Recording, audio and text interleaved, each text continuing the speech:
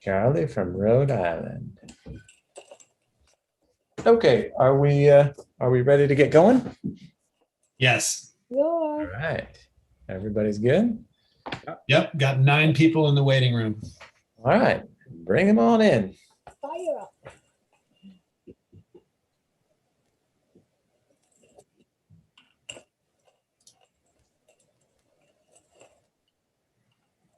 Everybody's in. Okay, great. I All right, haven't well, joined audio yet. Let's see. all right. Are you ready, Fred? Yeah, everything's all set. Okay, great.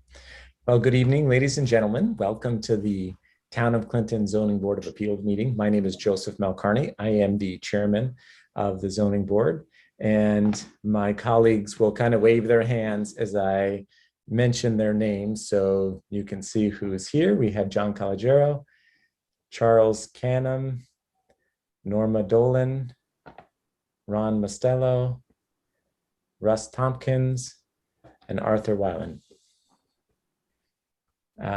Tonight's meeting has been convened in accordance with the governor's March 13th, 2020 executive order 202.1 as extended, which suspends certain provisions of the open meetings law to allow the ZBA to convene a meeting via video conference. In accordance with this executive order, the public has been provided with the ability to view tonight's ZBA meeting via YouTube, and has been provided with meeting notices. A transcript will also be provided at a later date. On the agenda for this evening, we have the Merkill area variance, the Aramo area variance, Addition Farm area variance, and Mahoney area variance. Arlene, have all adjoining property owners been notified? Arlene's there.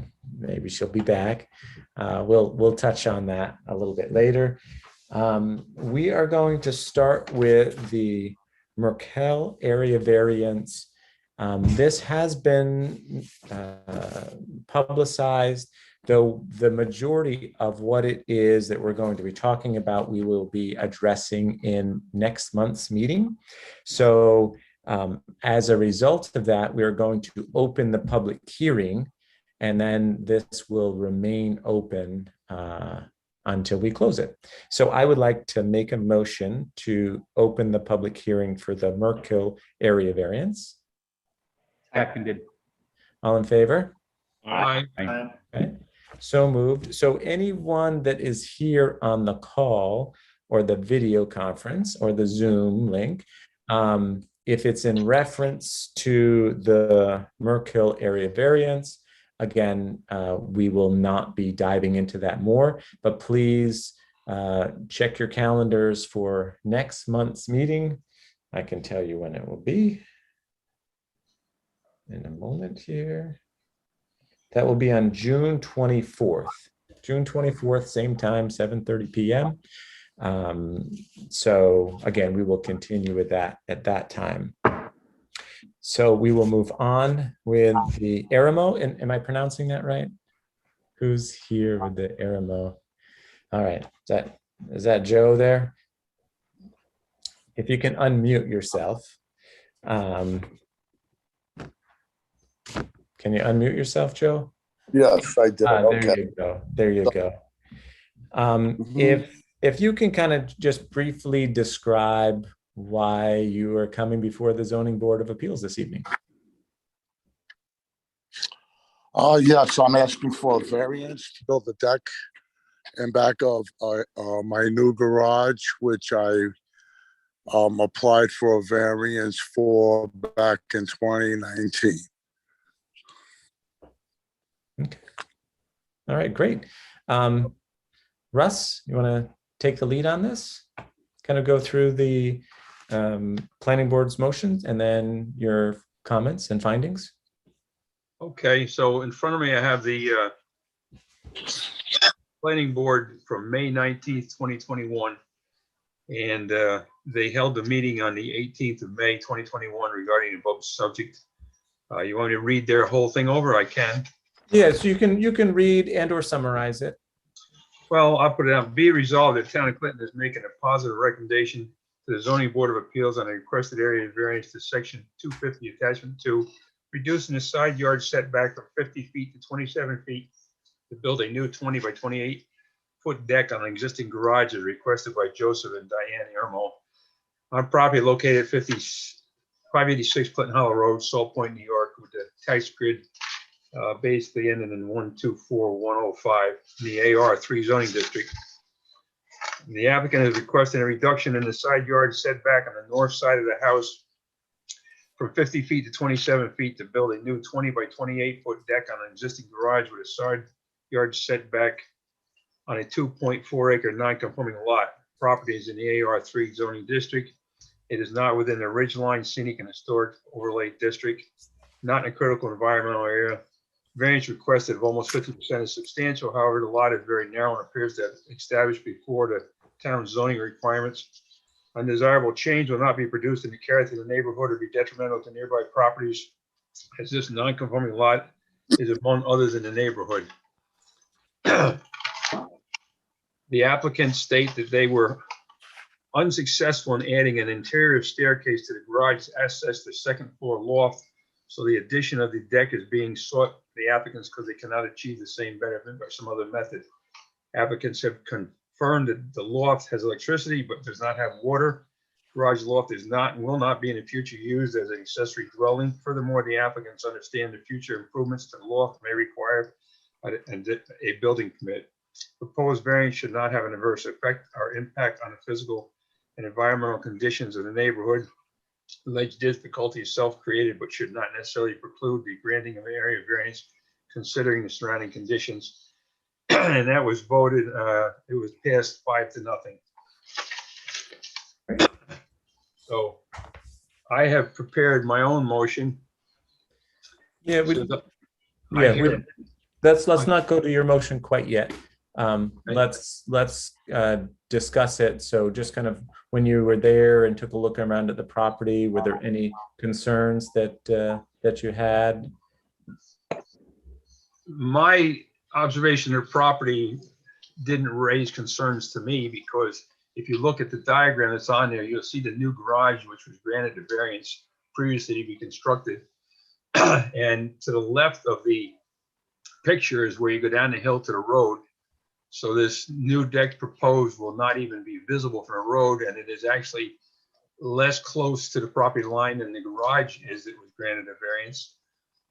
There is a upstairs doorway where they propose to build this deck, which, you know, if you walk out of it now, there's nothing to come out onto. So I can understand having the deck up there and the stairs going up to it. It looks like an appropriate request in my mind. Okay, other comments from the board? I just had a question for Mr. Ramo. Will the stairs start on the old deck, or will they be from a new platform on the ground? I wanted to put the stairs from a new platform on the ground as not to take up. I have more space on the upper deck to make the opening for the stairs than I would on the lower deck.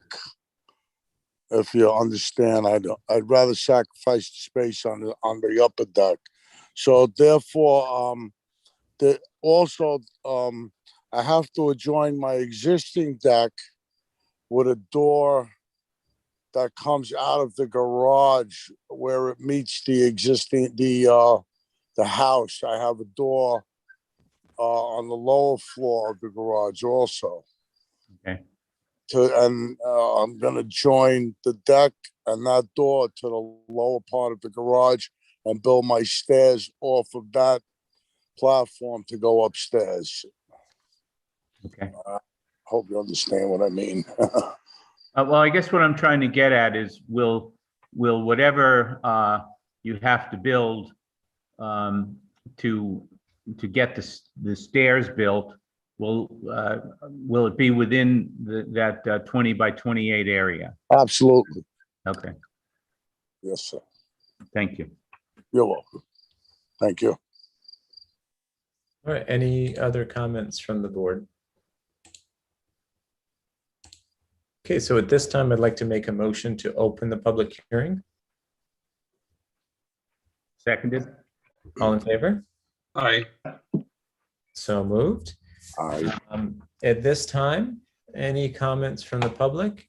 Just as a reminder, for those of you who may be here for the first time, anyone that comments, if you would be so kind as to state your name, and certainly if you let us know your address where you live, it's helpful for us to kind of get a context on. But could Arlene take down that graphic? We can't see what's going on. We don't need it up for that long. Thank you. Any comments from the public? All right, any further discussion from the zoning board on this? Okay, I'd like to make a motion to close the public hearing. Second. All in favor? Aye. So moved. Russ, your motion. Okay, I did get a suggestion from someone, and I had in here the term whereas, if you cross that out and just put factors down. So I hereby motion the Town of Clinton Zoning Board of Appeals grant an area variance requested by Joseph and Diane Irmo, 586 Clinton Hollow Road, Salt Point, New York, 12578. Tax grid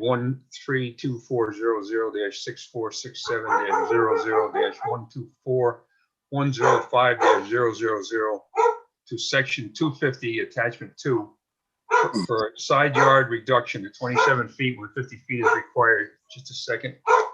Arby! Stop it. Most of us can mute, but if you're the one giving the motion, it's hard to. hard to do. I got my cat climbing all over me. We all have our dogs. So when 50 feet is required, factors. 1, the applicant wishes to construct a 20 by 28-foot raised deck on the side of an existing garage that was built after a variance was issued for the garage in May of 2019. The new deck construction is to assist in building an outside staircase to provide access to the second story of the garage, as internal space limitations make an internal staircase impractical. 2, the Town of Clinton Planning Board issued a positive recommendation to the ZBA on May 19th, 2021 on this request. 3, the property is a non-conforming 2.4 acre lot in an AR3 district. 4, the request is substantial, being near 50%. However, the lot is narrow with the home and garage already in place. 5, there should be no adverse impact on the neighborhood, as the deck will not be visible from the highway, and it will not be any closer to the property line than the garage was already constructed under the previous variance. The alleged difficulty is self-created, but this should not preclude granting the variance. Property is not in a critical environmental area. The property is not within the Ridgeline Scenic and Historic Protection Overlay District. An area variance is a type 2 action under the secret and requires no further action. The variance should not cause any adverse physical or environmental effect.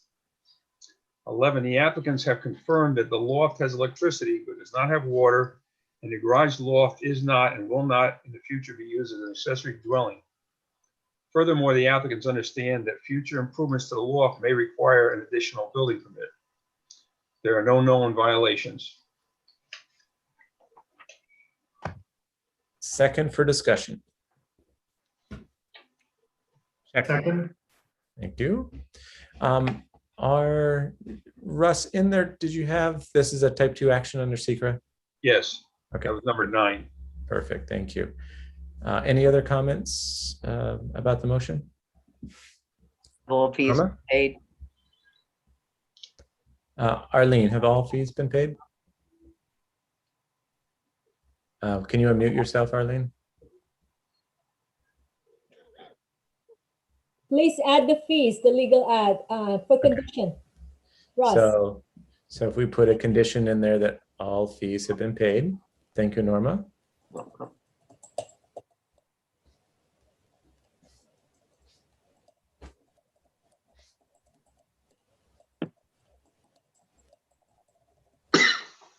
And a condition for downlighting?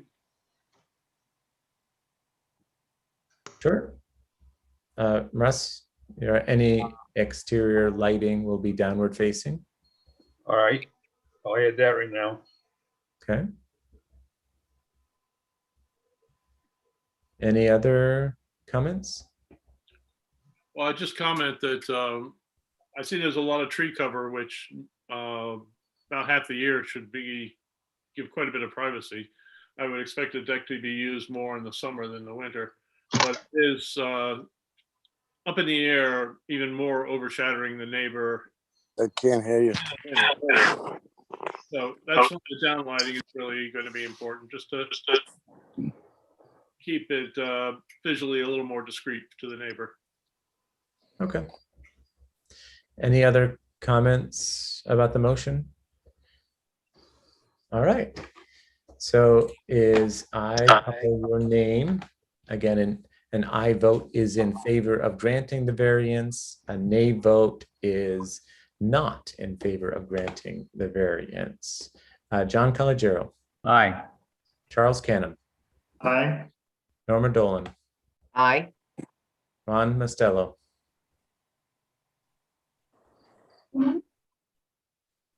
Are you there, Ron? Yes, I thought I was unmuted. Aye. All right, no problem. Sorry. Russ Tompkins, Aye. Arthur Weiland, Aye. and my vote is aye. So your conditional variance is granted. Mhm. Thank you for coming before the board, and we certainly wish you the best of luck on your new project. Thank you, everyone, and have a good evening. You too. You as well. Nice to talk to you all. Bye-bye. Okay, the next on our agenda is Addition Farm area variance. And who do we have that's representing that? It's Malloy. Okay. Oh, here she is. I'm right here. Hello, Vivian. How are you? Good, thank you. Good. Welcome. It's nice to see you. Good to see you. Thank you. So with this, if you would be so kind as to let us know why you're here before the Zoning Board of Appeals. Because I want to increase the size of the indoor. I already got a variance for the initial building of it. Mhm. As more and more of my thoroughbreds are retiring from their racing career, I'm retraining them to become hunter jumpers. Mhm. And so everybody told me can't do that in the 100-foot indoor. It's got to be double that because you can't. A horse has to have room to jump and land properly and not hit the wall. So that's why I'm asking for an extension of the size. Sure, sure. It looks like it's, beautiful piece of property, and you've done an amazing job of keeping it up all of the different areas. Yeah, John, if you'll. Yes.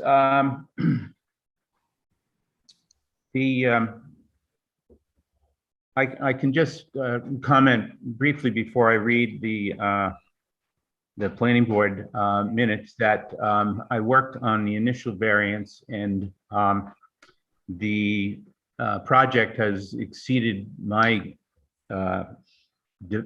anticipation of what it would look like. It's absolutely stunning what's been done there.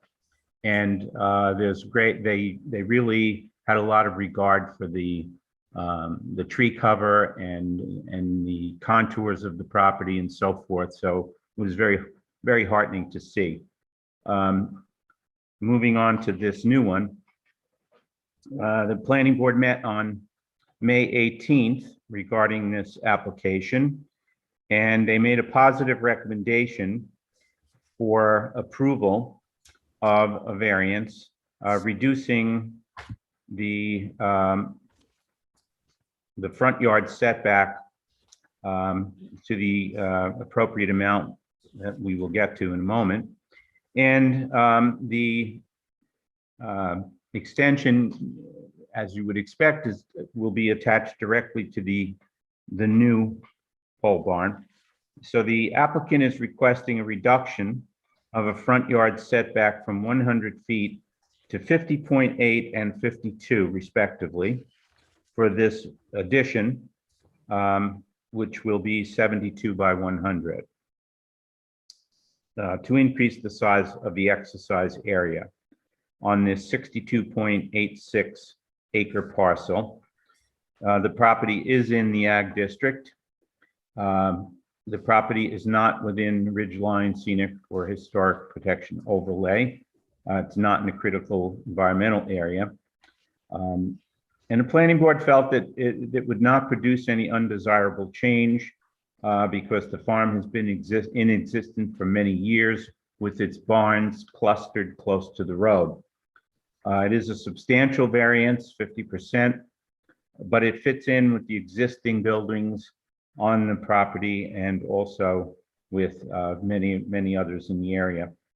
And they say there will be no potential adverse effect or impact except during construction.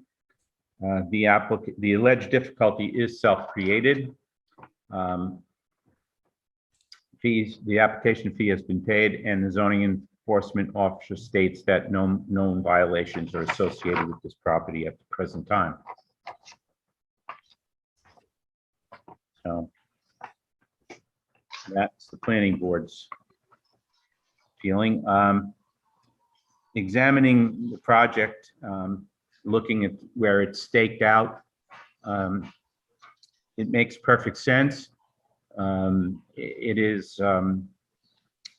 is less of a variance being requested than was requested for the pole building that is just been built. It just seems to be a very positive project from my perspective. Maybe others who've looked at it might have a different slant. Any other comments from the zoning board? I'll just say that I agree with John's statements. I went down and looked at the property and talked to, I don't know if it was a farm manager or not, Buster Brown and his wife there. And it's a beautiful building, and having a daughter that has 3 horses, I can understand what Mr. Malloy was talking about. You need room to the horses to get a gate up. If they're going to jump, they can't all of a sudden stop or all of a sudden start. It is no more cumbersome than the variance that was issued for the first part, and it makes perfect sense what she's trying to do. So I think it's a good project. Thank you. Russ?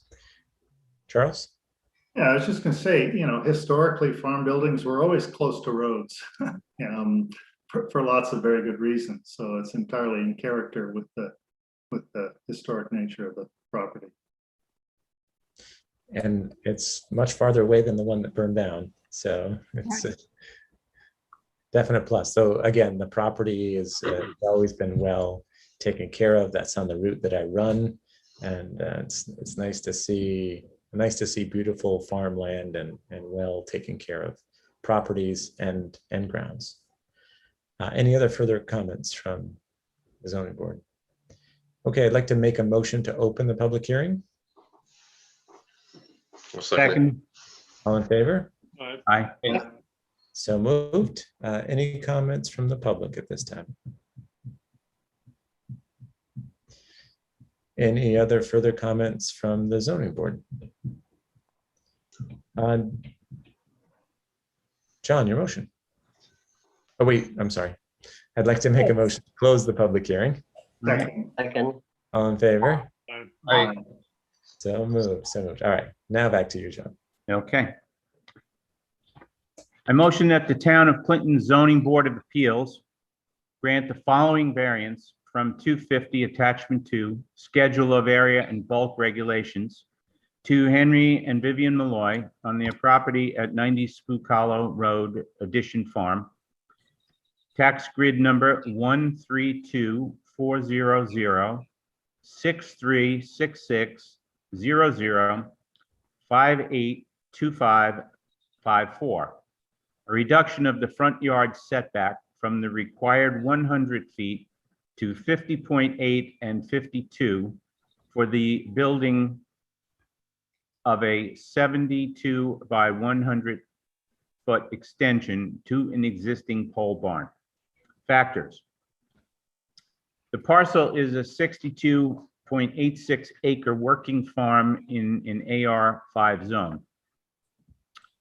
2, the applicants wish to construct an extension to a pole barn to increase the covered exercise area on this parcel. 3, the adjoining area is an existing paddock, so no clearing or substantial grading will be required. 4, the applicants are seeking a reduction of the front yard setback from 100 feet to 50.8 and 52 feet. 5, many agricultural buildings in the town are closer to the road than the regulations require. 6, the nearby barn and the pole building, which the proposed building will adjoin, are also close to the road, so the request is aesthetically appropriate. 7, the request is substantial, a reduction of approximately 50%, but that should not preclude its granting. 8, the hardship is self-created as this is a large parcel with alternative locations, but the applicant's intention to keep more land open and use an existing paddock makes this location preferable. 9, there should be no undesirable change in the neighborhood as the farm has been in existence for many years with clustered buildings. 10, the property is not in a CEA or within the Ridgeline Scenic and Historic Protection Overlay.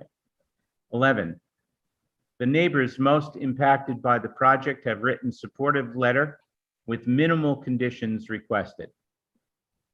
12, the planning board has issued a positive unanimous recommendation to the ZBA. 13, per the zoning enforcement officer, there are no known violations on this property. 14, the application fee has been paid. 15, this is a type 2 action under seeker and requires no further action. And I'm proposing one condition: lighting which faces the road and adjoining neighbors' property lines shall aim downward. Great, thank you. Second for discussion. Second. Okay, discussion. The one thought I had was how confident are we in that 50.8? I was going to bring that up. Can we say either 50 or 48 feet? I'd hate to have Vivian have to come back here if it turned out to be 49.5 feet or something. Yeah, I really think we should have a number that everyone will be comfortable with, since there isn't a whole lot of difference in two, right, one way or another. And clearly the structure, we know where the structure is going to go. It's just extending straight back from the existing one. So it's not like if we give another 2 feet, she's going to be like, oh, let me take 5 feet. It is where it's going to be. We just want to make it so that there's no. So would anyone be opposed to if we said 48 feet there? No, I'd be much in favor of it, even rounding it down even a little further If we said 45, then it's even again. The structure is fixed where it's going to be. So we just, again, want to make it so that if there was a measurement off a little bit, it wouldn't. I just want the minutes to show that 45 is not an even number. Thanks, Charles. 48 is an even number, but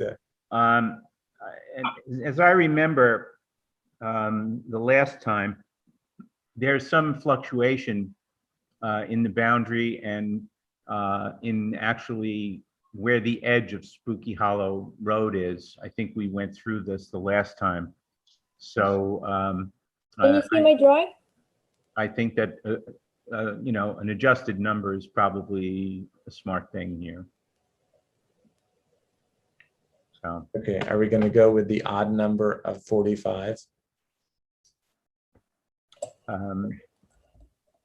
I've always been accused of being odd, so that's not troubling me. I don't know anyone else. All right, All right, Arlene, you can take down the map. But yeah, so let's just call it 45 for the sake of the variances in the road.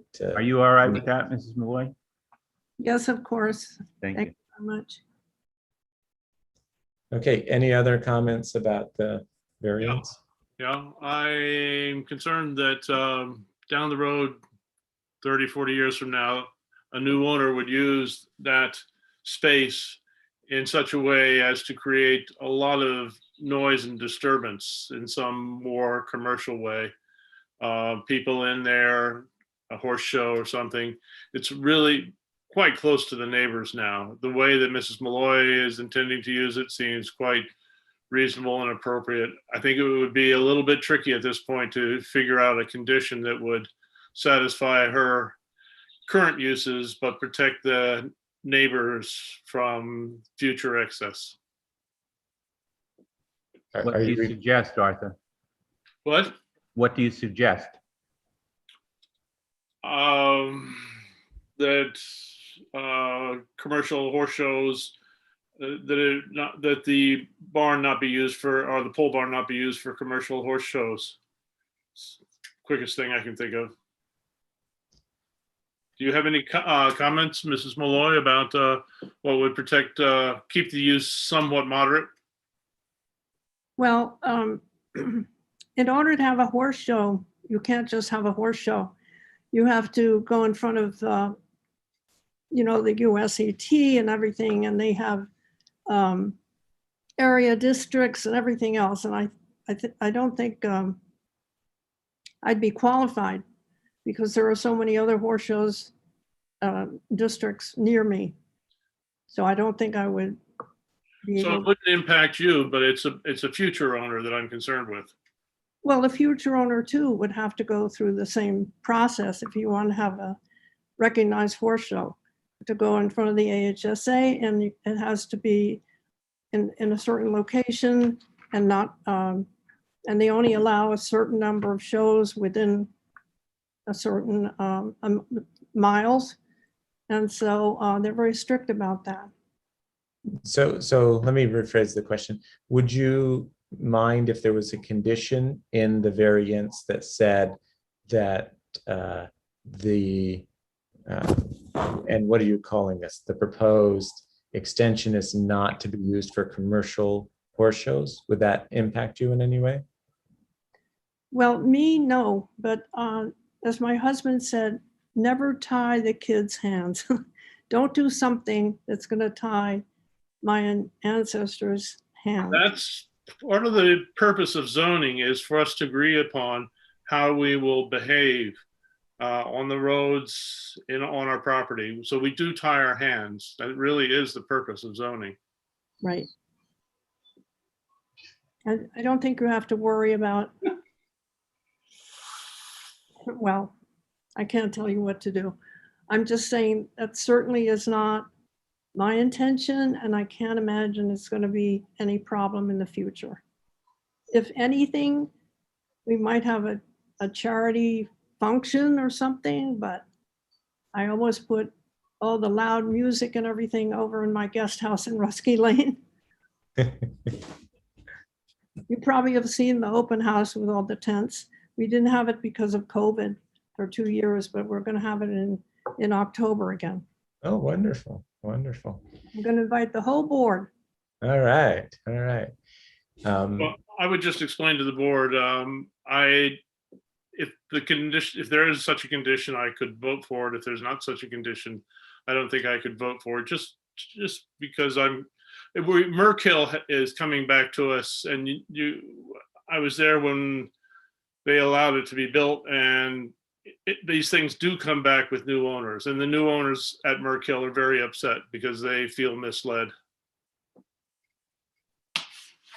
I understand your intention, Arthur, and I think it's a good one, but I think commercial horse show is almost too broad, and in another sense, it's not. I mean, I don't know what the true definition of a commercial horse show is. Does that mean it's sanctioned by the HSA? And if so, the likelihood of that occurring is pretty slim. But if we're looking to prevent a large gathering, there's nothing saying that Ms. Malloy couldn't have 100 people there. Right. So we got to figure out, I think, what we're trying to guard against here. And I don't think commercial horse show is the answer, quite frankly. Does that make sense? I wouldn't know how to word this, but perhaps we could somehow blend it in with a public event, a public Well, event or something like that. I mean, she certainly could have her own little competition, you know, even amongst family and friends or something. sure. And It's not paid for. I can't quite spit it out. Public, I imagine that her training of her horses, and I don't know if she boards horses, but that is commercial activity, which she should certainly continue to be engaged in. It's part of what she's doing. I've seen this on other properties where people buy a horse farm arena with arenas, and they end up over their head and try all sorts of ways to make the mortgage. So.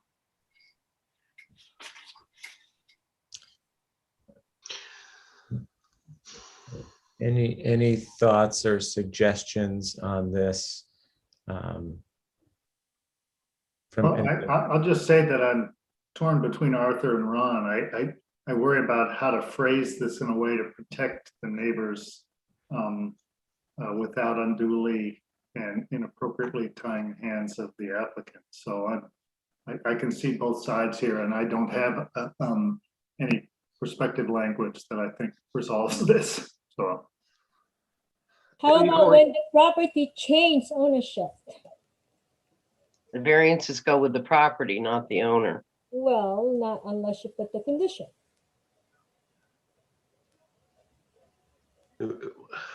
Is our intent to limit or prevent mass gatherings, and do we call it that and put a number on it? No, I don't think, because again, the property can be whatever the property is. Would this, she, can have charity events or, again, gathering, like we don't, this is where it becomes challenging, like what Charles is saying. It's like, certainly you can understand what Arthur is, Yes. The point that Arthur's bringing up. At the same time, how do you word such an event that can't be later on misconstrued to, say, oh, well, no, you can't do any commercial activities, and you can't board horses, you can't do this, you can't do that, and then, we're not looking to create issues or to say, well, there's only 100 people, you're having this gathering for a local charity and there's 106 people, those type of things. That's where it becomes, Right. I think, challenging to say something. But again, we're open to suggestions. Did you have one, Norma? No, it could conflict with town law in that respect as well. So we Right. have to be careful there, and it needn't necessarily be horses if we're talking about future owners. It could be mules. I mean, they actually do have, no, that really, they do It's have. a very good point. It's a good point. It's a good point. Yeah, I guess I want to suggest that, Want to do it right, sorry. we have an events law, correct? We can't bar commercial activity. This is a working farm and it has to have commercial activity to be a farm. So, and so I guess as sensitive as I am to Arthur's position in general, I'm comfortable in this instance without the condition. That's where I am. Okay. Yeah, I would agree with Charles on that. I think that I'm comfortable with the way it is without putting other conditions on it. If you're going to have a big event, like you say, you've just proposed agricultural events, and I think that I wouldn't want to tie the owner's hands. Yeah, and I think to Charles's point, there are laws that we Plus, have. she will have to get her own events special permit from the planning board if she chose to do that, or whoever. Ron, what are your thoughts on it? Again, I understand Arthur's concern and I agree with it, but I don't know how we sort of summarize it to be efficient and clear enough. And I think we ought to rely on the events laws and whatnot to prevent what we're concerned about from occurring. And I'd be inclined to move forward as the draft motion is written. Okay. Norma? I don't think we can resolve this adequately without further research. So I think I'll just abstain rather than vote against it. And Sure. we have us all here in the discussion. Sure. Okay. Norma, any other comments? No, Okay. All right. Any further comments from the board? All right. So as the motion, John, if you could just list, I think we had 2 conditions, is that right? What the conditions were on your motion? The condition is a lighting condition. Lighting which faces the road and adjoining neighbor's property line shall aim downward. Okay. All right. And the other was just the change in the setback. All right. Right. So again, Could I ask a question? Did Sure. we come up with a figure, because you said you didn't want to be tied down? So instead of that 50.8 and 52, did we come up with other numbers? 45 45. feet. 45. Both? Yeah. Well, it'll be a we're straight just- 45 feet. Yeah. Okay. we rounded it off. Yeah. All right. So again, an aye vote is in favor of granting the variance. John Calogero, Aye. Charles Canham, Aye. Norma Dolan, Aye. Ron Costello, Aye. Russ Tompkins, Aye. Arthur Weiland, Abstain. abstain, and mine is an aye vote. So again, thank you. Appreciate you coming out, and congratulations on your conditional area variance. And if there's any questions you have, of course, please feel free to reach out to Arlene, and good luck with everything. I like to see the progress each time I run by or bike by. So, again, we appreciate all you do to take such great care of your property, and it's very impressive. Thank you. Thank you very much. What I'm trying to do is breed a champion. Again, I did it already, and I have to prove that wasn't a fluke, so I have to do it. Thank Good luck. Excellent. Yes. Excellent. you very much. Okay. Do we need a few minutes recess, or are we okay? Yeah, I could use a few minutes. Okay.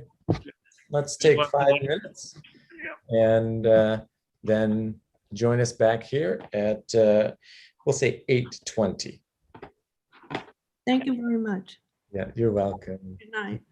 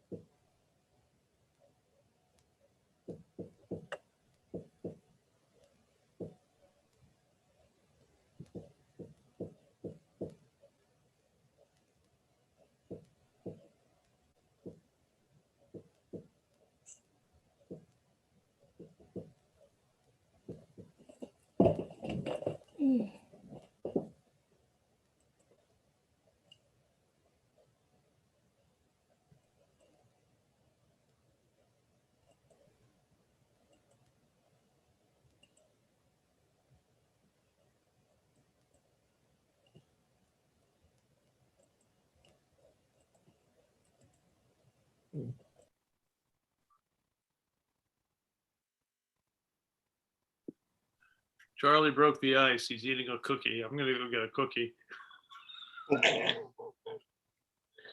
I was gonna get a cookie, but my wife shamed me into eating an apple. Ah, my wife's not here. Arthur, can you bring me one too? Absolutely.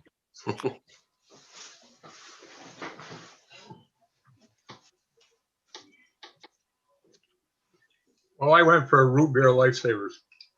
I can tell you a virtual cookie just doesn't make it. So if I'm turning off my video, it's so you won't have to watch me eat my apple. And, let's see if I don't know if the sound will come through though. I better do the mute too.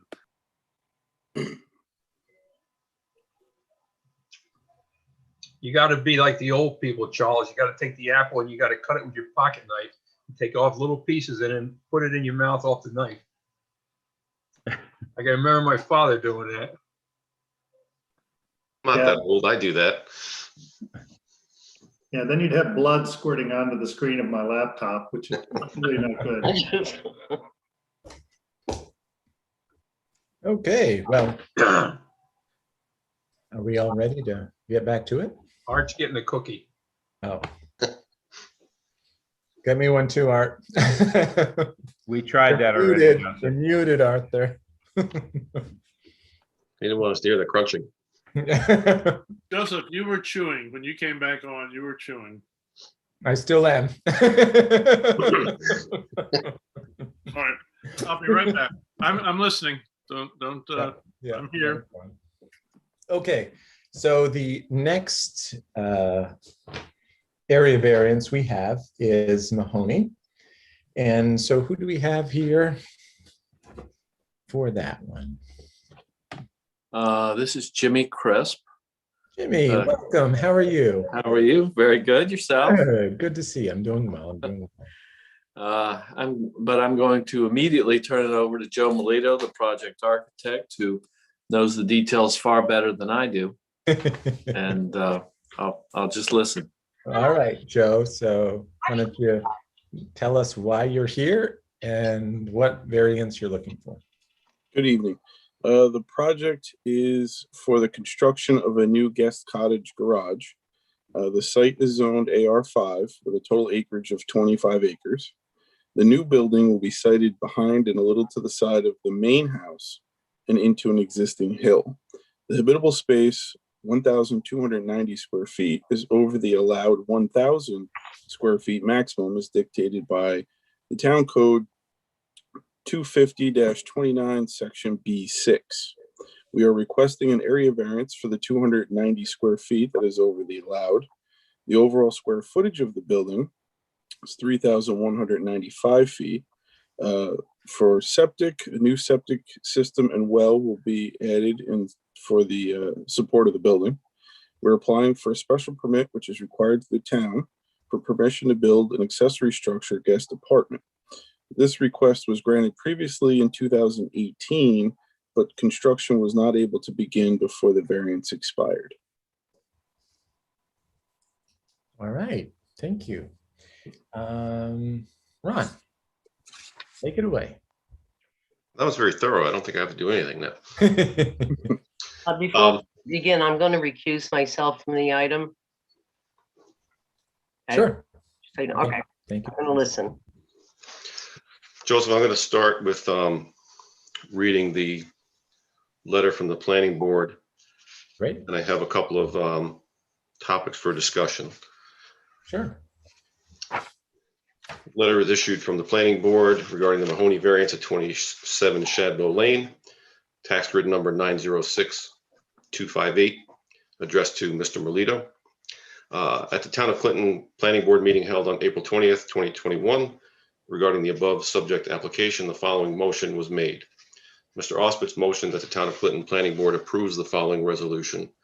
Whereas one, applicants Michael and Deborah Mahoney seek a recommendation from the planning board for an area variance to have an accessory dwelling unit of 1,290 square feet, which is in excess of the 1,000 square feet permitted by section 250-29B.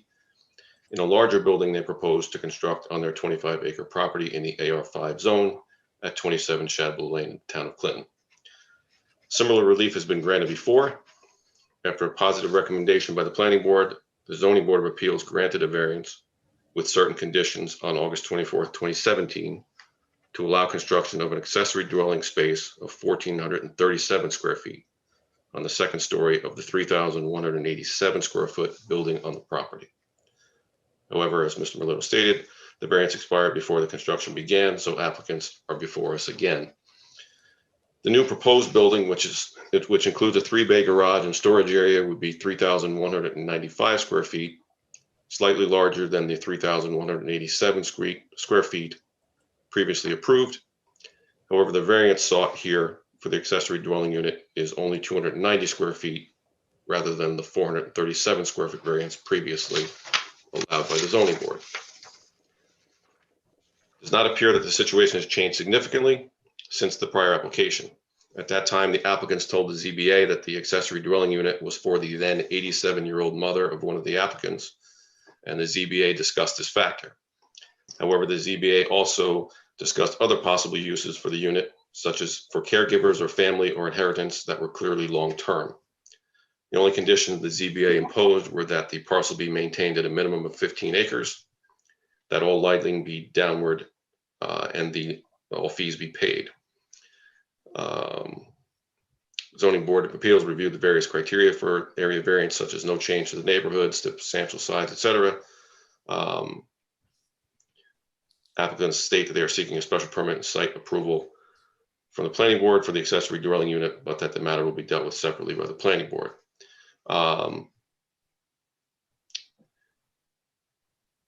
Planning board made the recommendation. It was seconded by Mr. Carroll. The motion carried 7-0, 7 unanimously. So we're 290 square feet over the maximum allowable. The minutes indicate, and the planning board letter indicates that the minimum 15-acre parcel be required. But there was a note in my packet with electronic signatures dated May 7th. I'm assuming everyone else on the zoning board had that as well. That said the lot will be no less than 10 acres. I left a condition in my draft motion that the 15 acres be a condition, which I guess we could discuss. The other item that I wanted to bring up, and I'm going to defer to more senior members of the zoning board with more experience than I certainly, is some differences between the assessor's card and the parcel access or the property parcel access card. The parcel access card wasn't in my packet. I might have mixed it in with the others. I went through it, but I printed my own. And what I'm getting at is the assessor's card has the land use class as 220, which is 2 family. But the parcel access card has the land use class as 240, which is residential, rural residence. 220 on the assessor's card is 2 family. So, okay, Arthur, maybe you can enlighten me here. Is that relevant or something to be concerned about? My memory of the previous application was that the family had been a 2-family house, and another bureaucratic issue is keeping up with changes. So I think it lost its 2-family status during sale, although I'm not entirely familiar with how it changed. But I do believe it was prior to their ownership a 2-family house. So is the parcel access card, I'm assuming, more current than the assessor's card? Is that what you're saying? If it's listed as a single residence, yes. Okay. Because I was just, whatever the outcome of our discussion and vote tonight is, I didn't want that to be tripped up by an incorrect property class down the road.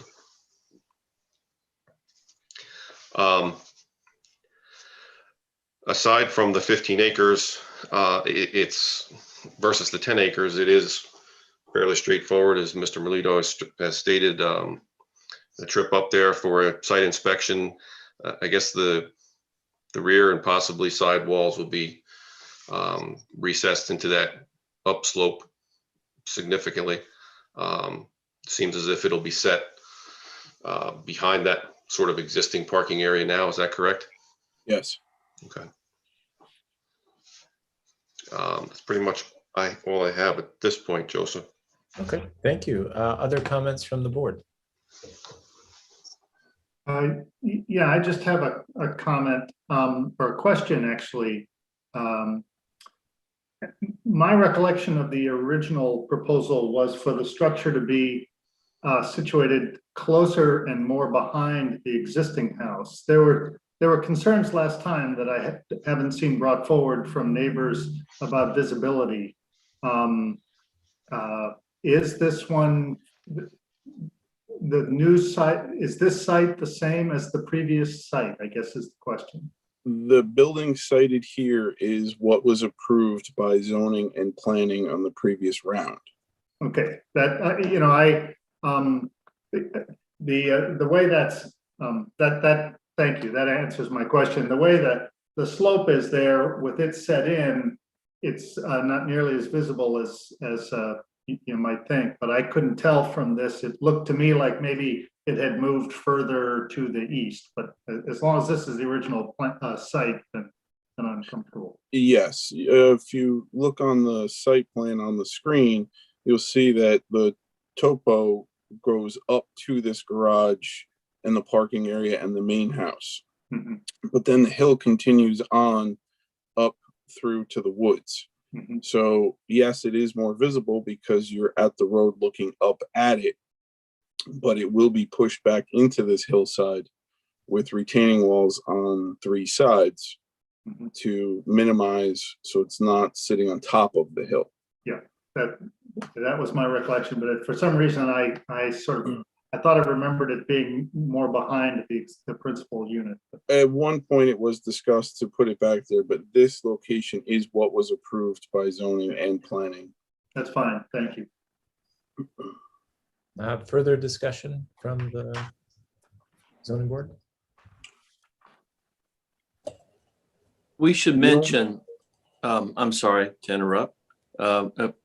We should mention that because the previous zoning approval has expired, we would like, and the homeowners wrote a letter stating that they would keep the house and the guest quarters on a 10-acre parcel.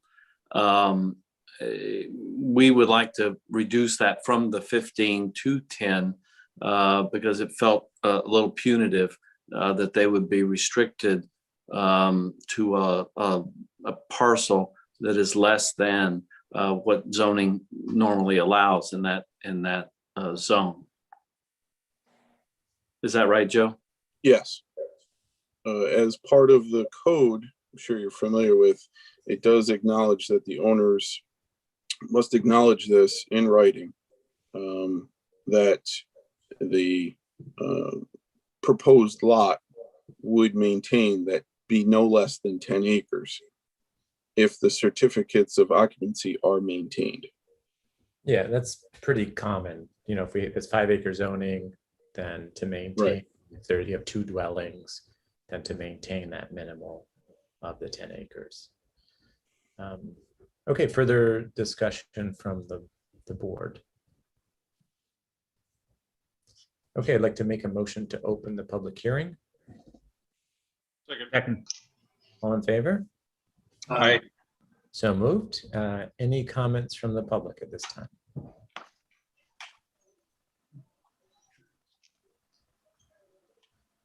Okay, I'd like to make a motion to close the public hearing. Second. All in favor? Aye. So moved. Arlene, if you could drop the map. So we can, again, just continue on with the discussion. Are there any concerns with the 10-acre? That's, again, what we came up with originally, which is typically what we would do for a two-family property. So I believe it was 10 acres initially, it was 15 Yeah. initially. it was 10 initially. I think there was just a typo from the Oh. zoning, from the planning board. We said 15, Arthur, you're saying? Yeah, it's 15's in the minutes too, Okay, from 17. all right, okay. So that was originally approved. Again, what's the comments from the zoning? So again, typically we would do the 10-acre, since we had 2 dwelling units. I'm ambivalent. It does seem punitive, and I don't believe we should be engaging in punitive actions if the zoning clearly does require that they maintain at least 10 acres. But any proposed subdivision of this to create additional building lots would obviously have to go before the planning board. It's not entirely clear where you might put in a driveway and how you might subdivide those 25 acres. This is in an area it's right on the border of an AR3 district that I happen to live in. And so there are lots of houses in this area. It would not be out of character to break that up. On the other hand, it is an important piece of open space. I guess my personal belief is that we should not,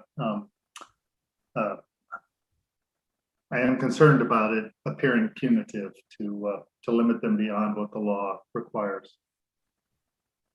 I agree with what Charles just said. I mean, obviously it's a little above, it's 200 and some feet above the allowable that they're asking for, but does that warrant making them have an extra 5 acres onto it? And my feeling is that it requires double the acreage, which is 10, and we're giving them a variance on the extra 200 some feet. I think that 10 acres is sufficient. Okay, thank you. Arlene? They have to get a special permit from the planning board too, so after the variance, so, and that requires the 10 acres, you know, the double the acreage for the accessory dwelling. Right. Okay, Ron, what are your thoughts? Well, honestly, I left it at 15 because that's what the historic information had, and I wasn't a part of that discussion back then, but in looking at the minutes, it seemed to be important at that time, but I understand the comments and the requirements today, and I would be in agreement to make the condition 10 versus 15. Okay, John, what are your thoughts? Yeah, I'm just trying to recall what it was that gave us the momentum to ask for 15 acres, and honestly, I can't bring it back into my head. I think because of the size of the dwelling, I think it was like almost double the size that time. They're making it smaller right now. Yeah. I Yeah, think it was a combination of public hearing comments and the board member who presented the application at the time. I'm happy to see that the proposal is smaller, even though it's over the max. It's still a smaller proposal and should theoretically have less impact. So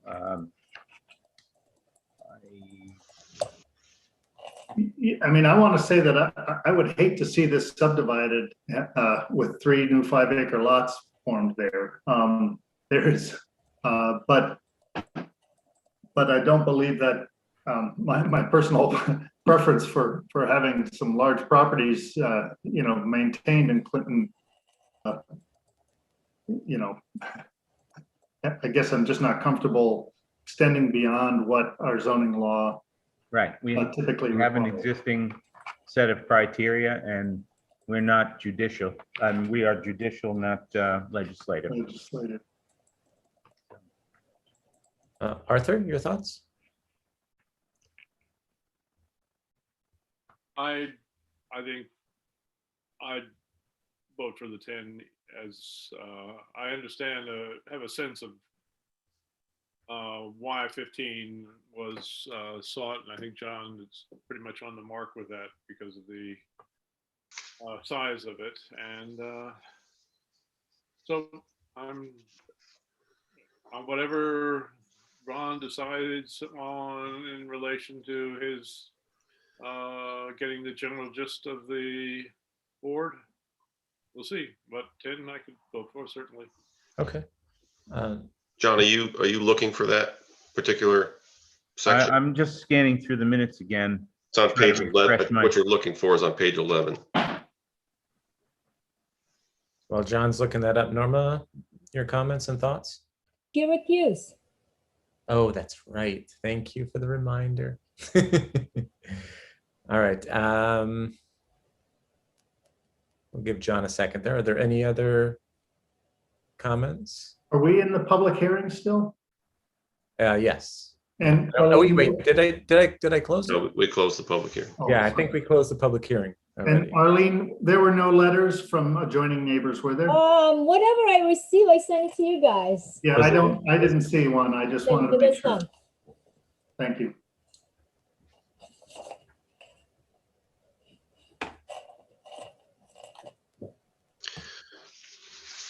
Yeah, okay.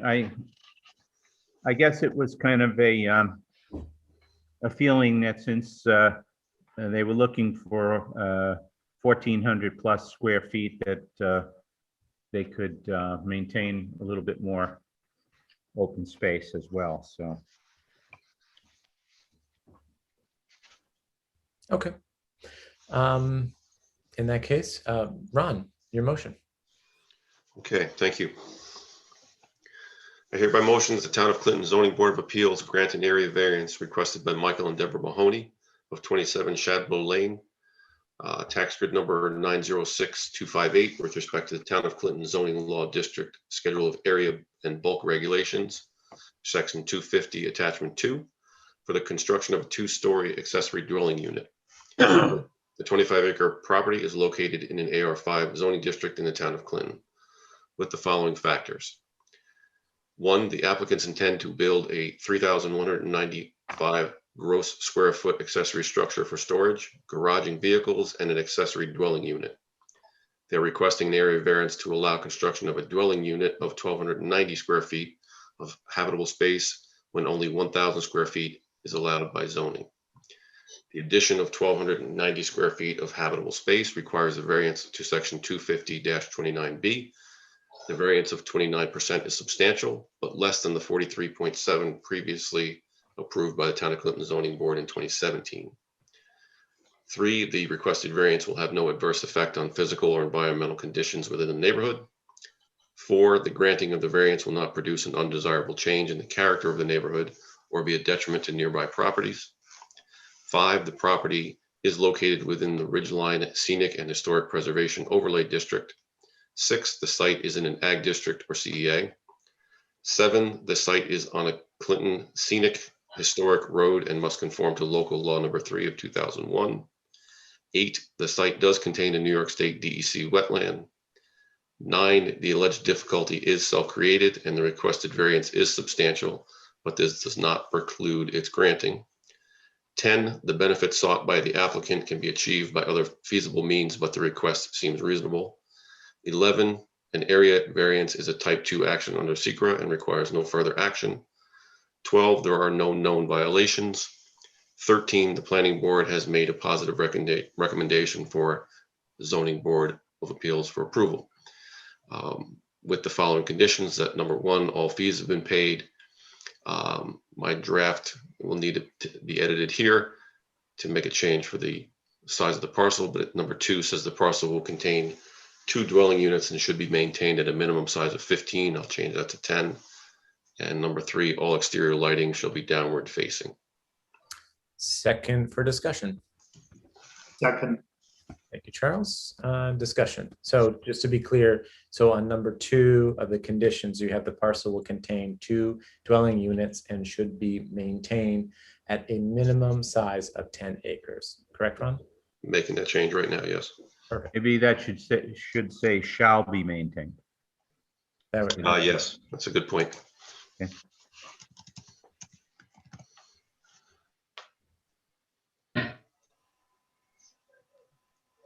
Okay, those changes have been made. Okay. Further discussion from the board about the motion? All right. Again, as a reminder, an aye vote is in favor of granting. A nay vote is not in favor of granting the variance. Arthur Weiland, Aye. Russ Tompkins, Aye. Ron Mostello, Aye. Charles Canham, Aye. John Colangelo, Aye. and my vote is aye. So your conditional variance has been granted. Congratulations. Can let the owners know. And Well, thank you all very much. We really Thank you. appreciate it. We really You're welcome. appreciate it. And they do too, I assure you. You still have to go to the planning board. Correct. We'll sign up. All right. Thank you again. Have a good night. thank you. Take it. Bye-bye. Okay, we have finished our area variances. Moving on to our Going with interpretation. timing. Yeah, we're doing well. Let's keep it up. So with that, now is it Mayo? Am I pronouncing that? What's the proper pronunciation there? Now, Mao. Okay, Mao. Thank you. The Mao interpretation, and we have Charles for that. So I'm gonna turn that over to you, Charles, to kind of take the lead on this one. Sure. I mean, we still will have a public hearing, correct? Even though Yes. this is an interpretation? Yes. Yeah, okay. And so, let's see, I just want to see, so Ms. Hagstrom, you're here for the applicant, and then is anyone else here from the applicant? Good evening. Yes, one of my clients, John Tancock, is also present, just in case the board had any questions that I might not know the answers to. Okay, great. Who is, I'm sorry, who's the other one? John who? John Tancock, Tancock. He's on John's iPad. And he's the, who is the, letter authorization from the owner? Is he? Yes, he's on the authorization, yes. The zoning violation was actually issued only in the name of Mao, but both owners, there are two owners actually of the property. Yes. Okay, thank you. I just wanted to make sure and to recognize the people who are here. So this is there's a long timeline here. I distributed to the board members just a crib sheet so that weren't all sitting here shuffling through. In November of 2006, the owners applied to build a 3,670 square foot agricultural building. That application was denied on the grounds that this was not an agricultural building. And then a month later, a building permit was issued for construction of for essentially two storage utility buildings, one of 1,475 square feet and the other 1,300 square feet. That building permit was issued. The next May, there were inspections for footings and foundation, but apparently not much else done. In November of 2008, there was a letter to the owners from the building inspector alerting them of a need to basically either complete the construction or apply for a 1-year extension, which appears to have been granted. Because in October of 2009, there was a follow-up letter that the extension would soon expire. The next correspondence on this was in March of 2011 when the zoning enforcement officer sent a letter raising these three issues. Aerial photos showed that the two buildings were now joined by additional construction for which there was no building permit. The consolidated building was now larger than the principal dwelling unit, which is not allowed for accessory structures. And there was some question about the use of the building as an art gallery. And so that was in 2011. There's then a gap of about 6 years. In 2017, a building permit was issued for an addition to the primary dwelling unit. Much more expeditiously, by the following October, that permit was completed and a certificate of occupancy was issued for that residential addition. And then we jump ahead to April of 2019, when the building inspector noted that the owners had an expired building permit for the original structures and was using them without first obtaining a certificate of occupancy. I don't see any record that a certificate of occupancy for those two original storage buildings was ever obtained. Ms. Hagstrom, do you know if it was? There's no record of it that I can find in town records. I don't believe so. I think that's something that we need to apply for and remedy. We have recently my clients have engaged the services of the engineer that was the engineer for the accessory structure. I had asked Ms. Campbell if perhaps the zoning enforcement officer could reach out to the engineer. He has not heard from him yet. So however that connection needs to be made, we would like to take care of that. No, I had assumed that there was no CO because I think an inspection would reveal that the building was in violation, at least from as understood.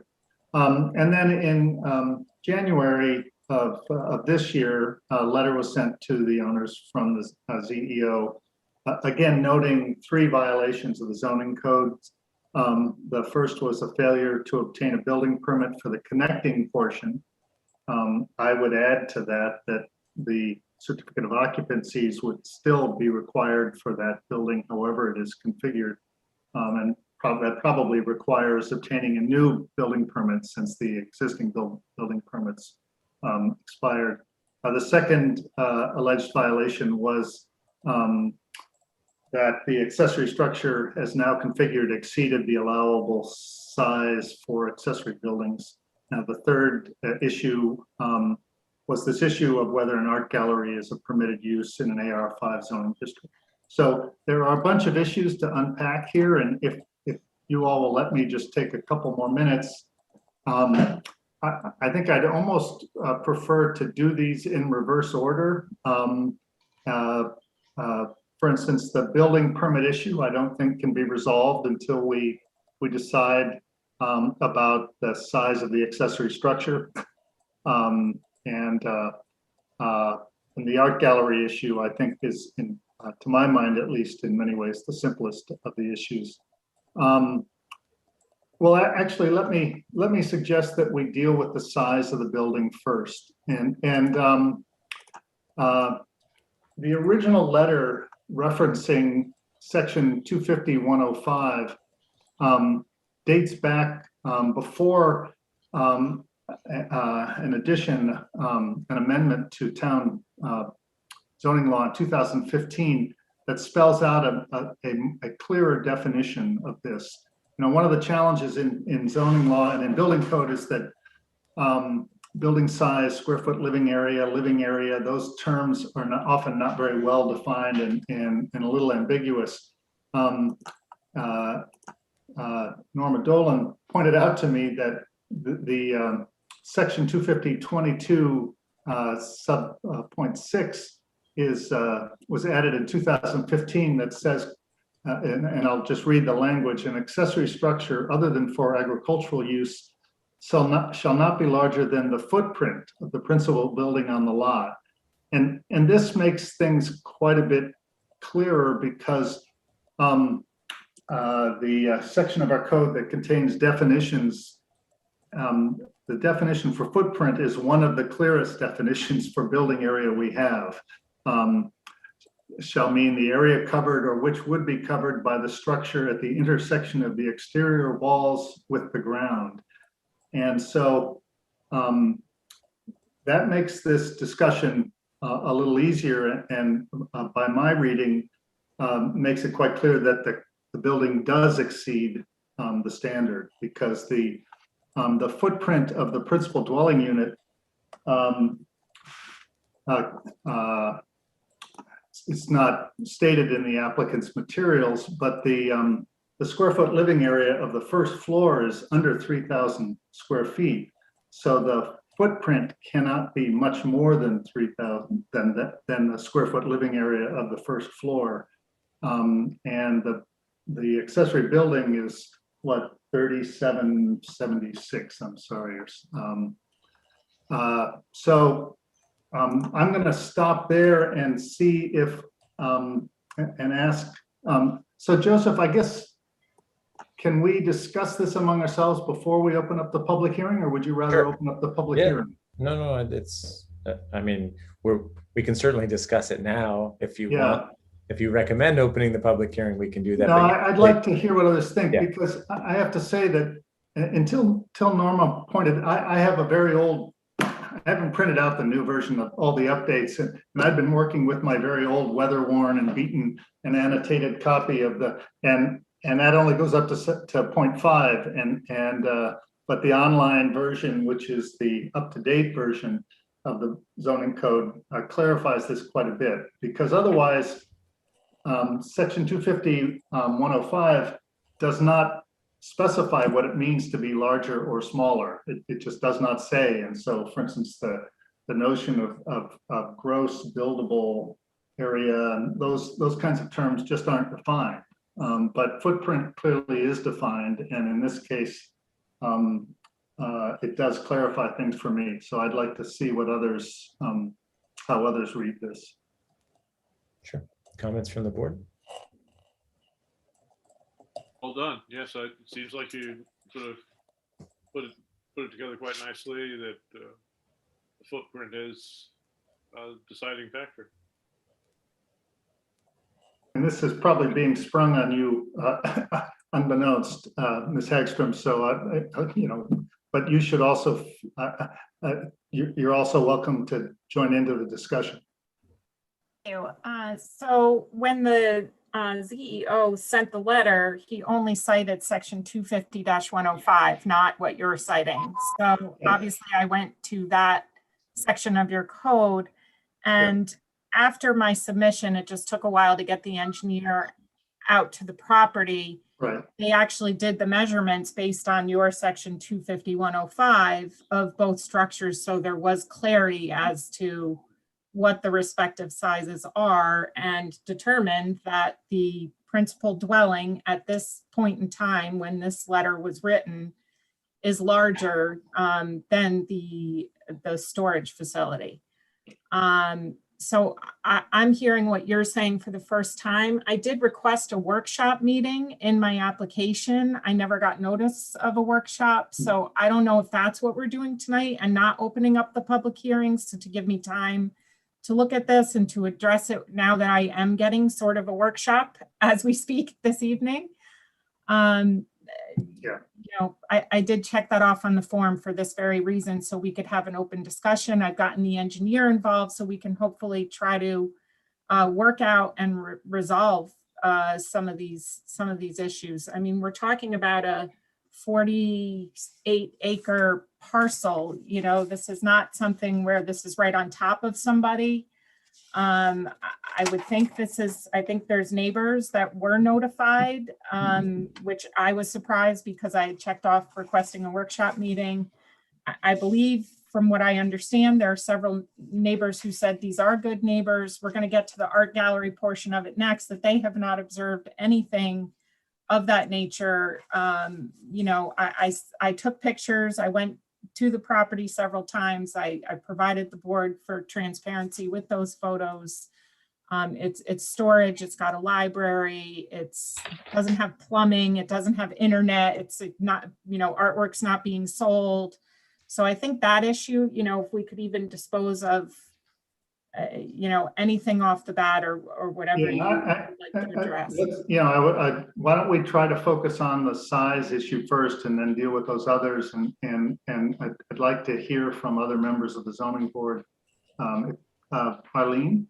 Can I just address the one that you're talking about, the public hearing? So every application that goes before the ZBA automatically is a public hearing. I have to notify the neighbors. With regards to your request about the workshop, the board will decide on that, whether they want to do a workshop, you know, and that's why this is like an initial review. Okay, but I guess I'd like to know whether we have something close to consensus on my interpretation, thanks to Norma pointing out the revised section.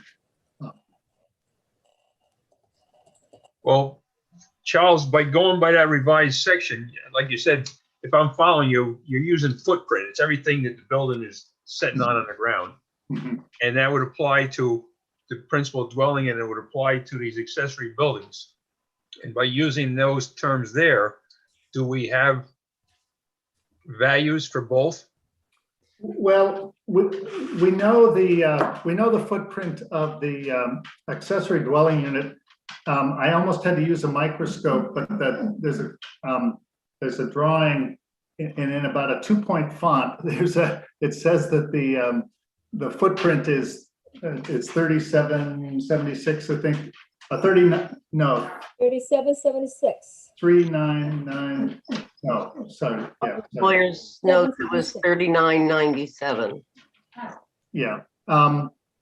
But I don't have a number for the house. It's a very somewhat convoluted design, but we can infer from the fact that there's only 2,918 square feet of living area in the first floor, and the rest of the living area is either, you know, the second floor, the attic, and the applicants are maintaining basement. But all of that's sandwiched above or below that first floor. So it's really hard. The walls would have to be 20 feet thick for that square foot living area to exceed the footprint of the accessory dwelling unit. And they're clearly not. So I just want to make sure, did the board receive, they should have received a week ago, wasn't with the original application, but we supplemented our application with a site plan from the engineer who I have had it, the I have it. opportunity to go out to the house. We have it. So because I wanted to be able to provide the board with the actual square footage. So they went out and measured. The storage facility is 3,982 square feet and the house is 4,440 square feet. I mean, if you take the. But that's not footprint. Right, but so that exactly goes to my next point. I mean, what you seem to be saying is you could have something that's as tall as a mountain, but as long as it doesn't have a large footprint, it's not deemed larger. That just doesn't seem, that seems nonsensical to me, but. Well, no, the footprint of the storage building,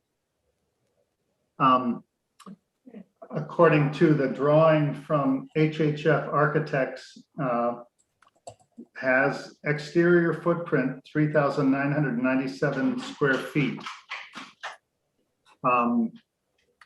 That's very close to the engineer measuring it at 3,982 or. Yeah, okay, but anyway you slice this, that is larger, significantly larger than the footprint of the primary dwelling unit. It has to be. Yeah, well, this is getting sprung on me tonight. I would like to be able to look at the section that you are referring to and make a written submission to the board. Yeah, no, I think that's fair. I actually have, but I still would like to, Arlene, you can bring us all back on the screen. It's a little easier. I'd still like to let others on the board give me a sense of whether they think that I am reading this correctly. Charles, what's that new section Norma referred to? Well, it's the accessory units. It's 250-22, and there's A6. The old law went up to A5. Now it's there's an item 6, which I read to you and can read again. Do you want me to put it up? No, that's okay. I can just read it. Just to clarify one thing, Ms. Hagstrom mentioned, there are height restrictions too, so it can't be tall as a mountain. Yeah, right. And section 250-22A6 says an accessory structure other than for agricultural use shall not be larger than the footprint of the principal building on the lot. The distinction there is that section 250-105 just says shall not be larger, but doesn't invoke footprint. And just saying larger leaves us open to this question of what do you count? Do you count basements? Do you count attics? Do they have to be finished? And how do you measure them? Inside dimensions, outside dimensions, all those things get quite complicated. Footprint is the cleanest, most readily measured dimension of a building we have. And in this case, yeah, so I've said this 3 times, I'm sorry. Yeah, so Charles, just to kind of make, are you suggesting that, or, kind of getting a feel for the board, if we feel like there is, a violation here and or a variance required to proceed? My recommendation is that this requires a variance. Yeah, and that the proper course is to just simply apply for a variance. I happen to agree with Ms. Hagstrom. This is a very large parcel. The building is very well hidden. It's not, the neighbors spoke up in favor of the building. This is exactly what variances are for. And I would agree with you. And when this was done, it was before, when it just said larger, we've had lots of cases where it's hard to know exactly what number to use. I applaud the revision to the law that says footprint, because now we actually know what to measure and when somebody needs a variance. But in this case, my resolution for this aspect would be to recommend that the applicants apply for a variance on the size of the accessory structure. Yes, and I would agree. Any other comments from the board about this? we are workshopping this. Yes. Okay, and I think a variance for the current situation is pretty rational. Yeah. So can we, and if that variance is granted, the first item, the building permits and the certificates of occupancy, those are resolvable just following standard procedures. When someone has allowed a building permit to lapse and hasn't gotten a CO, there are procedures that the applicants can follow to do this properly. I am a big believer in certificates of occupancy. There's a reason for them. They're designed to ensure that buildings are safe and that the applicants are safe in their homes and buildings. But so maybe we ought to just turn to the art gallery issue. And in the interest of time and being blunt, it is my position that this is not an art gallery in the common usage of that term, in which there is commerce being done, art being sold, open to anyone from the public to come in to look at and purchase. To me, this is a building in which the owners wish to display and store and show to friends, neighbors, guests, their art collection. To me, that's no different than, if my garage was big enough and I could put all my boats in there and I wanted people to see them, would I have a marina or a boat yard? I don't sell boats, I just build them. And, if I had a big garage and I had cars I like to work on, I don't think I would consider that a garage. So to me, this one, I'm glad the CEO brought this up. There was some initial concern, but I just told you my feelings on this. And again, let's consider this a workshop. So what do others think? Barring evidence of any commercial showing, which in my mind would annoy the neighbors, I have to agree with you, Charles. The neighbors maintain in those communications that we got that this property is maintained quietly, that there's nothing that disturbs them. I have, if we've had complaints of traffic or noise or something like that, I'm sure the zoning enforcement officer would have that. Barring that, I tend to agree with you. John, I'm in agreement with you to a point. When I first received the packet, although I can't find it now, I'm struggling to find it. I thought I saw reference to the gallery, if we're going to call it that, being advertised on the internet. Yep. Yes. It is there. There is a statement about that and an invitation to come and look at it. But we're lacking a lot of information there as to what is that talking about? Is that 3 or 4 people who are going to take a ride to see this private collection? Or is it part of some program? Is it ongoing? Is it one time? We don't have any of that information, in my opinion. And I would note that, for instance, the Clinton Historical Society periodically asks people to open up their barns for people to come look at. A variety of nonprofits in town ask people to open up their gardens for garden tours to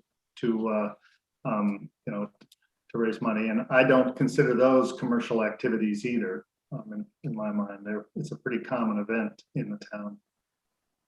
The only thing I'm looking at the photo now, and I'm going to read it. Members will take a day trip to visit the private art collection of Christopher Mao, founder of Chambers Fine Art in Salt Point, New York, named the Art Farm. The property houses Mao's collection of archives and contemporary Chinese art. It was designed by renowned Chinese artists, and goes on to list the name. The wording is kind of, it's like, what is an art gallery? And I realize you people are saying, well, if it's it says it's his private art collection. Those are key words right there. You know, founder, there's little, then when I read founders of Chambers Fine Art in Salt Point, New York, it makes it sound a little different. But if it's his private art collection, he's got a building and he wants to store it in it. If you had a building like that and you wanted to store, you know, like I said, boats or old, whatever, old antiques or whatever, it's the key point is what's the art gallery? And Miss Hagstrom mentioned in some of her correspondence, touched on it with a definition, I believe, because there is no definition in the zoning law of what an art gallery is. But if it's only his private art collection, it's unfortunate he puts down Chambers Fine Art in Salt Point. That makes it sound like something that's more public, you know? It's like words are fighting each other almost there, you know? But if it's just a place that he stores his own private things, then I don't consider it, in effect, an art gallery. So I guess the difference is, you know, is it public or is it private? And to the point, is this something that, you know, anyone can come into at any time? Can people purchase, you know, from here to say, oh, is it used for sales and those things? It doesn't appear to come across that way. Can you comment on that, Ms. Hagstrom? Sure. I think I addressed that in the application, that items are not marketed and sold from the property, that it's for private enjoyment. You know, they might have guests that come and look at the art. It's only in one section, a small section of the building. You saw the photos, most of it's storage. I mean, the fact is he did have art galleries in New York City and in Beijing. So there's a lot of material coming from Chambers Fine Art from those areas that's being stored, you know, privately, but not being marketed or sold from here, and just for private use. And if there's an office in there, there's a personal library, there's storage. Where is there's even Chambers storage Fine Art? above where this art is displayed. Where is Chambers Fine Art? I'm going to ask my client to comment on that. Mr. Tancock, it's Mao who has the art gallery, but. Still muted.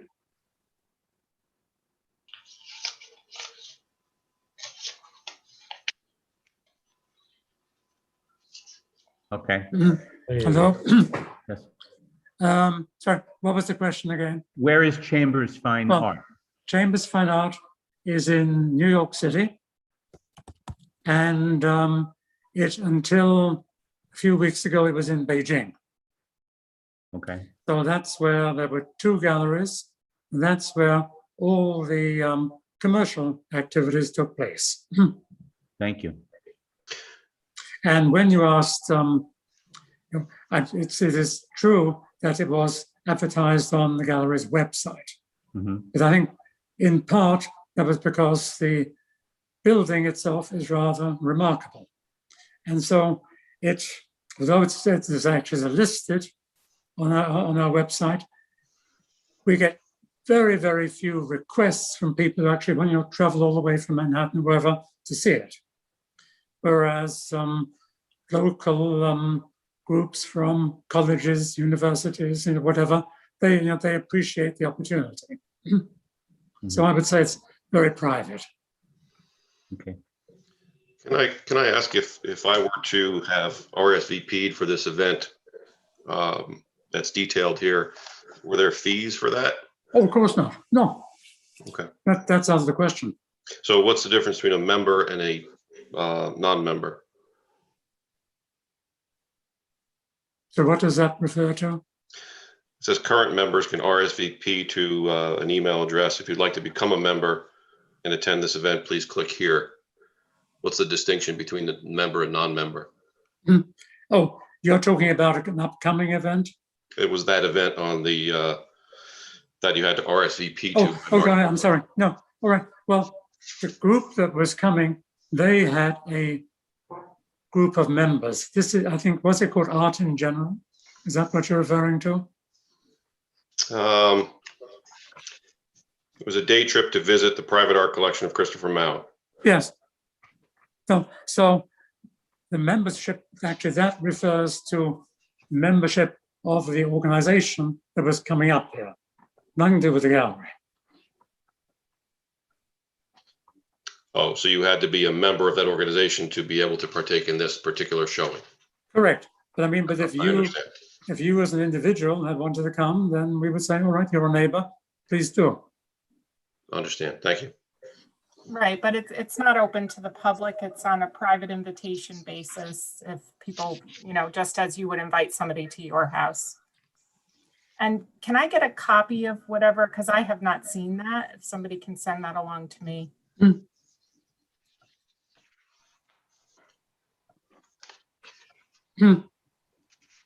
Yeah, we end up with so many pieces of paper that trying to keep track of them. So, Well, I only had the history going back to 2011, so I appreciate you going back further for me. yeah, it was in our packet, Arlene. It looks like this. Yes, that's what I got. Yeah. You send it to Ms. Hexman. I was just trying to remember and looked it up. Cliff Botway has a car collection, and he opened it up to the community at one point, just as a private gesture to support a community activity. So just similar sort of thing. Another issue is art gallery and other terms. If they're not in our schedule of uses, they're not allowed. It's that straightforward. So I think, Art Farm is an unusual exuberance, which led him down a bit of a curious path, I think. But well, we thought very carefully about the name. Yeah, but the farming is not appropriate for our zoning in this situation. So you use the concept of farming for a while there in relation to this building. But anyway, nonetheless, well, I just wanted to mention that I'm agreeing with Charlie. At the end of his document, he feels your statement is that it's pretty straightforward. This is a private activity. Yeah, the language I proposed was the use of an accessory building to display the owner's art collection for viewing by themselves and their guests, but without any commercial activity involving that art, including but not limited to sale of artwork, is a permitted use of an accessory building in AR5 zoning district. I believe in home occupations. If you had a studio and you were making art and sold the art as home occupations out of your studio, of course, that wouldn't be an art gallery, but it would be commercial sale of art. So I don't know. Well, yeah. Complicated, ins and outs. I mean, this from a question of terminology. Yeah. As with the word footprint. John, you quit while you're ahead. This all. You're talking. Don't turn a home run into a single. Right. You have to mute now. Right. This all goes away with if a variance is granted, right? So in other words, this part doesn't go away, but we have to decide this part. But the broader problems are resolvable with a variance, but not so.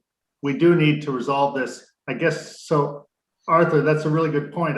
Do I need to change the language to not? No, I think you're fine. I think I'm fine. Yeah. We quite often have differences of opinion with a zoning enforcement officer. On the other hand, I'm very glad he's out there looking at these issues. I think he's doing quite a good job at the moment. And this seems to be resolvable with a variance because of the size of the property and general location. And Arlene, is it, and if they receive a variance allowing the size of the accessory structure, then am I correct that there's a fairly straightforward process for them to fix the problems with building permits and COs? So you're saying the use is gonna be, it's not an art gallery, right? Yeah, So not an art gallery, so it's an allowed use, and the about building is, size. and So, the building size is okay. so yes, that would solve the issue about the violation, about the structure. If you grant the variance, and then we could issue the permit and the CLO, yes. Yeah, okay. Well, the question is, I'm a little confused. The building, the third building they put up without a permit. If they apply for a variance and it's granted, do they need to get a permit for the building they've already built? And then they obviously need certificate of completion of their occupancy for those buildings that are combined, those three. Well, they have to resolve all the open permits that they have. There's a little bit of a trick on the connecting building, and it never had its footings inspected. Yeah. So that's on them if it fails. Yeah. Timing is a little complicated here, Ms. Hagstrom, because granting a variance on a building with multiple violations is not something we routinely do, and yet we can't resolve these problems without granting the variance. So I'm not entirely sure I know how to solve that problem. It's got to be solvable. We can't have a catch-22 here. Well, we did this in the past, that the only way to correct the violation is granting those variants. This is not the first time we're doing this. Okay. So It's unfortunate, though, that you look at this history, this thing's been going on since 2006. It's 15 years of back and forth, and I don't know, it's very disturbing that this has led to this kind of mishmash of stuff. That's why I want to thank the CEO for, even though I disagree with some aspects, I want to thank him for his diligence. So Yeah, this it would is be nice, where nice to fix this all once and for all. it looks like that's happening. Yeah. So, Charles, do you want to kind of sum up where we're at? Or Well, jump? yeah, my proposal is the language I gave, basically saying that this is not an art that the use of the building to display the art as described in that statement is not a violation of the schedule of use variance of uses for an AR5 district. So that issue goes away. It is my conclusion that the building, the accessory structure, is clearly larger than the primary dwelling unit's footprint and therefore does require a variance. And that once that variance is granted, the building permit and CO problems can be resolved. Right. So that does, and that sounds like, so again, just to kind of summarize, we have one is the interpretation, which we can address this evening. Yep. We can get that taken care of. The second is that, and Ms. Hagstrom, if you're going to be the one doing this, you will need to go through the process of applying for an area variance. Then you will come back, you will go before the planning board and come back to us, in which case, if you are granted the area variance, then you'll go through the process of working with Arlene on new building permit applications and verifying and going through all of that process. Once you have satisfied the building department and COs are issued, then everything is all above boards and everybody's happy. So That sounds good. I'm hoping to get to that point where everybody's happy. Good. Arthur? A variance to allow, and then a building permit to cover the unpermitted section, and then inspection, CO, everything's hunky-dory. Right, exactly. So that being said, what I'm proposing is that we move on to address the interpretation. And are there any other comments specifically about that before, and we will open the public hearing. But before we do that, any comments from the board? All right, any comments, Charles, before I open the public hearing? Nope. Do you, Ms. Hagstrom, consider this an appropriate workshop? Are you satisfied with the structure and issues that we've gone over? I do. Thank you very much. Yes. Great. I'd like to make a motion to open the public hearing. Second. All in favor? Aye. So moved. Any comments from the public at this time? I'd like to make a motion to close the public hearing. Hold on a second. Let's make sure that he doesn't have something to say, because this guy is for. Sure. Ms. Tomaselli, do you want to talk? No, thank you. Okay. Okay. I would like to make a motion to close the public hearing. Second. All in favor? Aye. Aye. So moved. Charles, your interpretation. Yeah, so here's the language I propose. And I guess I move that the use of an accessory building to display the owner's art collection for viewing by themselves and their guests, but without any commercial activity involving that art, including but not limited to sale of artwork, is a permitted use of an accessory building in an AR5 zoning district. Second for discussion. Pretty much sums it up. Is that a second, Norma? Yes. Okay, good, good. Okay, any discussion? All right. So an I vote is in favor of what Charles said. John Calogero. Aye. Charles Canham. Aye. Norma Dolan. Aye. Ron Mostello. Aye. Russ Tompkins. Aye. Arthur Weiland. Aye. And my vote is aye. So we have the interpretation as given by Charles, which sums it up, I think, very well, succinctly. Are Thank we you also for- interpreting the square footage issue with size of the buildings? I don't think is there anything there that we need to address, you feel, You know, Charles? that the new section, referencing footprint makes this so much clearer. I was preparing for this long drawn out discussion, whether you count closets and, covered porches and unfinished basements, which is what we've been through in the past. Stuff. Yeah, it's very painful, but footprints are straightforward. I'm just trying to see, it seemed to me that there were three things they wanted interpreted. One obviously is the art. It was Is there two. anything else It was that's not? two. Well, failure to obtain the building permit was the first. Yeah. And I think I just added in that the order to remedy was only issued to one property owner, not the other one. That was the other legal issue that I raised. And I was going to leave that to you and the other lawyers. So I think the upshot is that if the variance application is successful, then this Yes. all Everything else goes around. gets We want to resolved. fix everything. That's the intention. Yes. Okay, so Ms. Hagstrom, is there anything else that you were looking for or from us at this time? Again, once you have the interpretation, which Charles just rendered, basically stating that this does not fit into the art gallery, and you have the path to, clear up everything. So you're clear with, if you unmute yourself, say that again. I'm appreciative of the board's guidance. Thank you. You're welcome. You're welcome. You couldn't read my lips. Yeah. All right, great. So thank you, and we'll be seeing you in the near future. Yep. Yeah. Thank you. Thank you very much. Good night. Good night. All right. Well,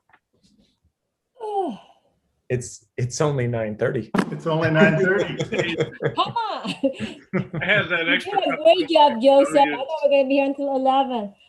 Yeah, I was warning midnight, but That coffee I had, who's going to stay up with me until it wears off? And Charlie did a great job with chunking this up and summarizing it. Yeah. Yes. well, without Norma, we'd still be talking an hour from now. Yeah, it's interesting. I'm just happy to find that sentence. Oh, man. I need to print out the new law. Yeah. Yeah, I'm with you, Charles, because I didn't have that 6 in mind either. And I'm saying, there's no 6 here, so. Yeah. Arlene, are we going to get updated copies at any point? It's Or do we have to- online. You know what it is? The same book that you're using is the same book that I have.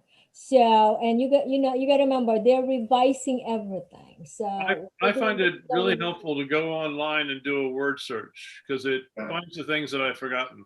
Yeah. I had a devil of a time finding that. I mean, Yeah, the area that discussed it. Yeah. Are we just among ourselves now? Are we off for air for the public? Oh, if you Not want, yet. we could We- adjourn and we could talk. Adjourn the meeting and then I'll turn everything off. Yeah, we could All right, so- adjourn, we could adjourn and then we could talk. make a motion to adjourn? Yes. Second, All in favor?